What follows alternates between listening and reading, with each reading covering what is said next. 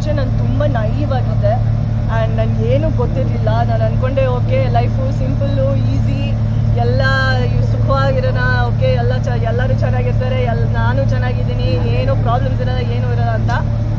And so ನಾನು ಒಂಥರ ಯಾವ ಥರ ಇದ್ದೀನಿ ಅಂದರೆ ತುಂಬ ಈಸಿಯಾಗಿ ನಾನು ಬಿಲೀವ್ ಮಾಡಿಬಿಡ್ತೀನಿ ಜನಗಳನ್ನ.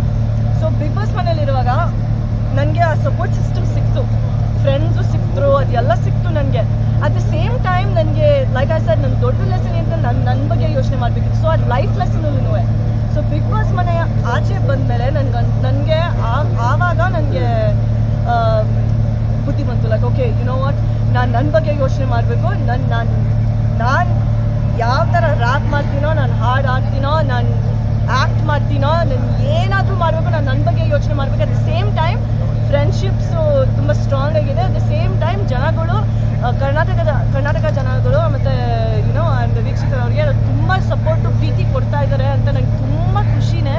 ಆ್ಯಂಡ್ ಅದರಿಂದ like I am just very happy. ಯಾಕೆಂದರೆ ಎಲ್ಲಾದರೂ ಲೈಕ್ ನಾನು ಲಾಸ್ ಏಂಜಲೀಸಲ್ಲಿರುವಾಗ ಇಲ್ಲಾಂದರೆ ದುಬೈಲಿರುವಾಗ ಲೈಕ್ ಇಷ್ಟು ಪ್ರೀತಿ ನನಗೆ ಎಲ್ಲೂ ಸಿಕ್ಕಿಲ್ಲ.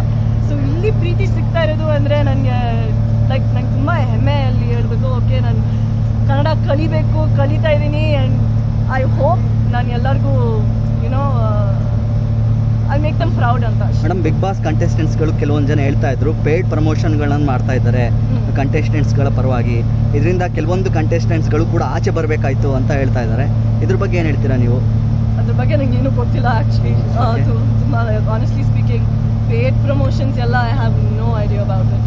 ನಾನು ಯಾವ ಥರ ಇದ್ನೋ ನನಗೆ ಆರ್ಗ್ಯಾನಿಕ್ ಆಗಿತ್ತು. ನಾನು ನನ್ನ ಬಗ್ಗೆ ಮಾತಾಡಬೇಕಂದ್ರೆ ನನಗೆ ಫುಲ್ ಆರ್ಗ್ಯಾನಿಕ್ ಆಗಿತ್ತು. ಆ್ಯಂಡ್ ನನ್ನ ಪ್ರಕಾರ ಎಲ್ಲರಿಗೂ ಆರ್ಗ್ಯಾನಿಕ್ ಆಗಿತ್ತು ಅಂತ ಅನಿಸುತ್ತೆ.